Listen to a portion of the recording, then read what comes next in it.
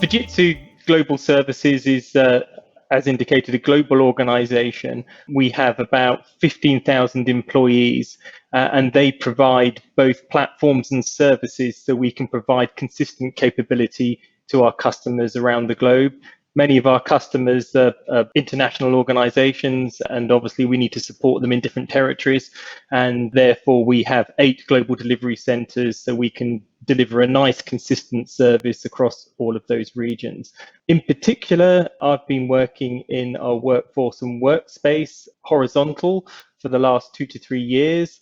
Within Workforce and Workspace, we're supporting remote digital technology, we're supporting desktop services, and we've been working very closely with Citrix for a good number of years in terms of supporting our modern workplace capability, giving access to those desktops around the world for all of our clients. And looking forward, we're looking at how we push digital technology out to the coalface to support our customers in their day-to-day operational activities.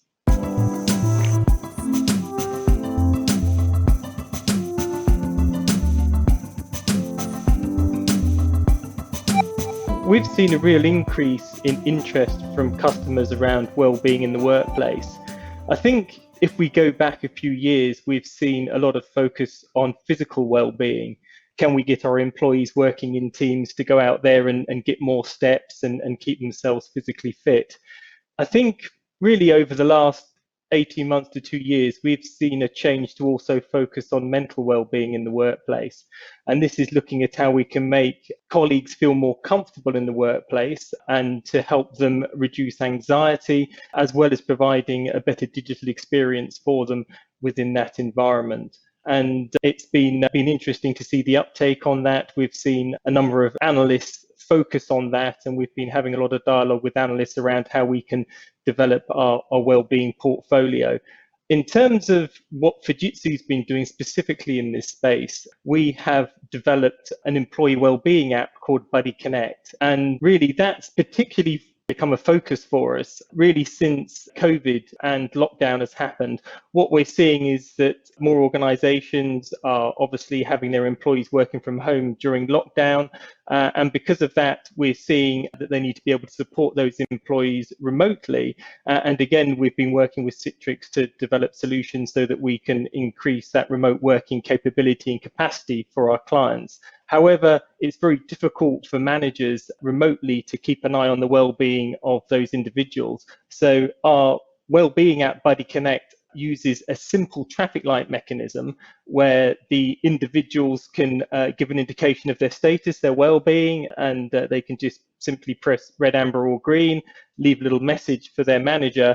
Their manager can look into that remotely. If everything's green, then they know I don't need to give the employee a call today. I know that everything's okay. If I see that things are starting to escalate a bit and we start to go to amber or maybe even to red, then I'm going to reach out and see if I can support that employee and see if I can offer them some help. So we're seeing that sort of digital technology, that type of application becoming increasingly relevant, especially since the advent of lockdown and more employees working from home and remotely.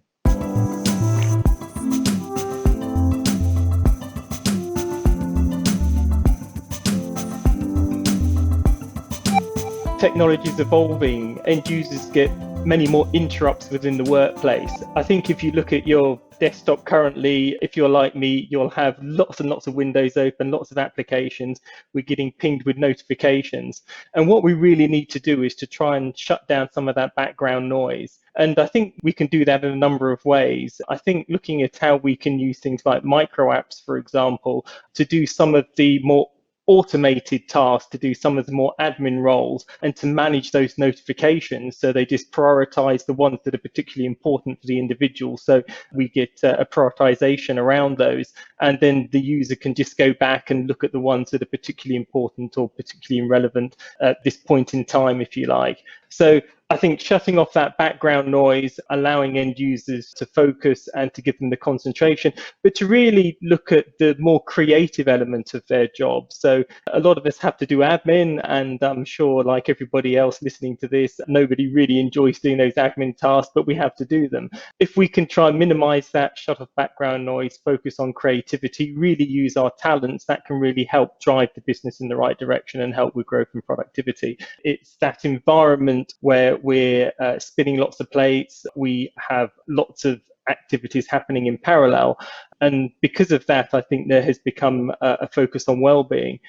I think there's also a separate factor, which is that organizations are very much looking at how they can attract talent to their organizations, but not just attract talent, but retain talent. And I think by offering a set of support around well-being, creating a comfortable work environment for those individuals is going to be important to attracting the best talent into your organization moving forward.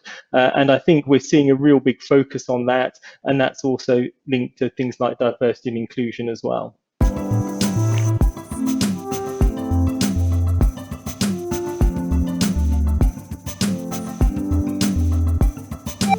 So very much from a portfolio perspective, we've focused on how we can develop the portfolio from both a well-being perspective, but also from a safety in a workplace perspective. And again, I think that's become particularly prevalent with COVID and providing a safe return to work environment. So that's become, again, a focus for a lot of our clients.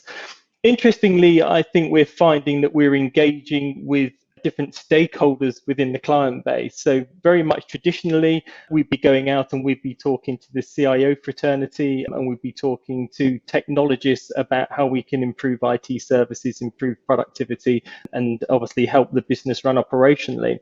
What we're finding with very much the well-being technology is that we're starting to speak to different stakeholders. So when I'm going out, I'm having conversations with colleagues in HR, with the HR department, with specialists in diversity and inclusion, and with the well-being team. And it's very interesting because they see Fujitsu in a different light. They don't have any of the baggage of looking at us as an IT services provider or as a desktop services provider, but they can see us actually as an organization that can help them with their well-being. And so what that means is that actually we can get a different route to the senior management within that organization. Very often the seniors within an organization will have targets around well-being and around diversity and inclusion. And so we can get a route right up to the top of the organization quite quickly by talking about those specific topics. So that's sort of one aspect that's really been interesting for us, and it's been really exciting engaging with those different individuals because they give you a different perspective on the landscape and the challenges that the organizations are facing. And again, they're very much focused on how we can attract talent and how can we retain talent in the organization. So those are very much key drivers for those individuals and for those stakeholders.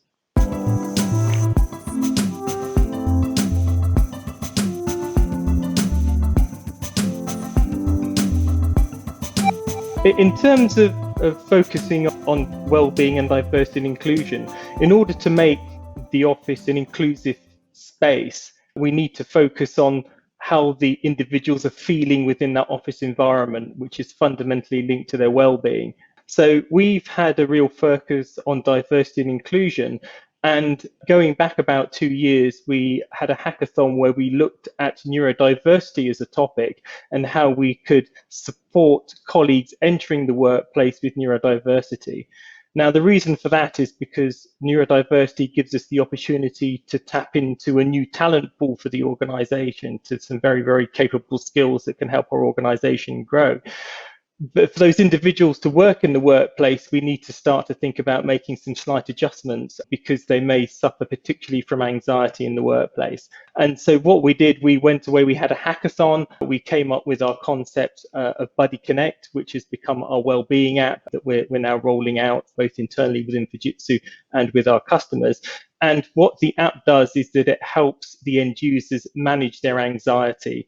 But also what it does, it allows them to connect to a buddy. So developing a one-to-one trusted relationship within the organization. So that's a go-to person for them. So again, when they've got their traffic light indicator, they can a number of times a day indicate their well-being status by pressing red, amber, or green.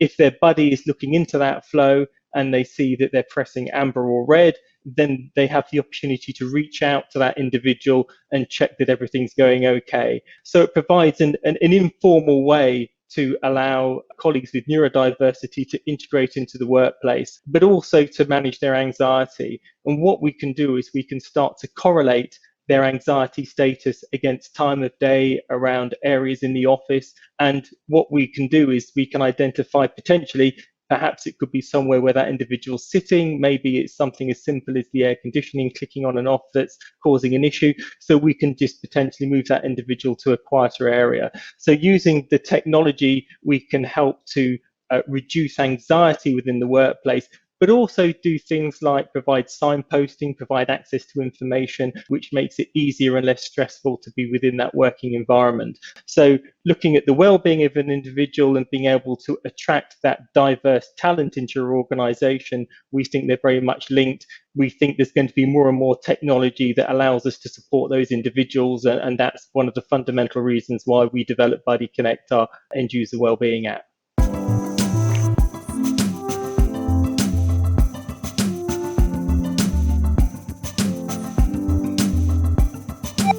One direction that we're looking at in terms of driving our well-being and what we're doing with applications like Buddy Connect is to focus on this concept called statefulness. And when we say statefulness, really what we're trying to do is to monitor anxiety of the workforce, but in real time. So that's quite a challenge, as you can imagine.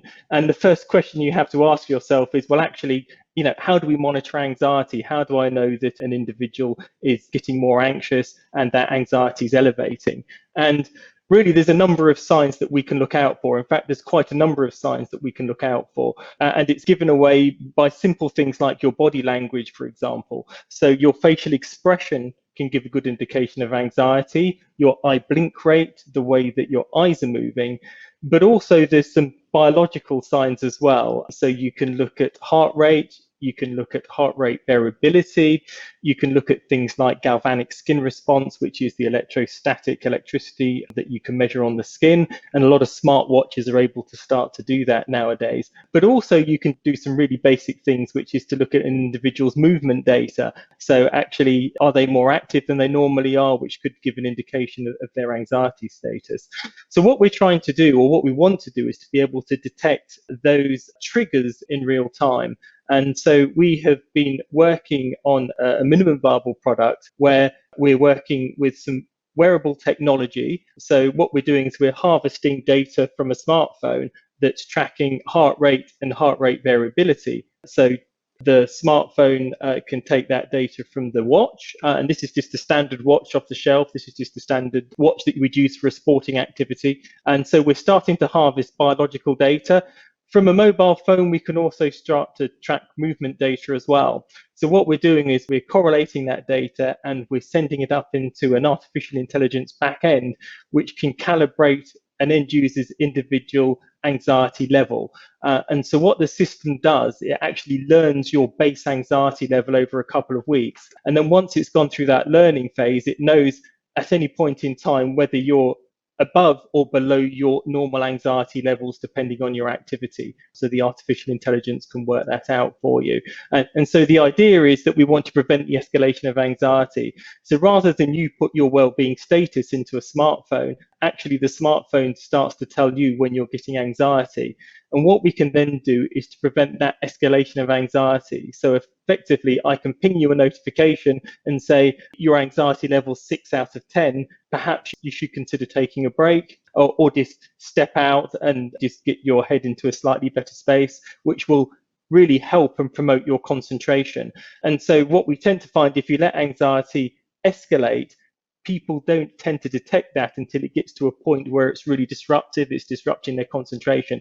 So this is just a gentle reminder. You're getting a little bit anxious, just step out, go and take a walk, just go to a quiet area for 5 minutes, go and take a drink, get your head back into the right space, and then you can come back to the office and you'll be able to concentrate without disruption. But the other aspect of that is that we're harvesting an awful lot of data from individuals, as you can imagine. And what this enables you to do in a totally anonymized way is to understand the pulse of your organization.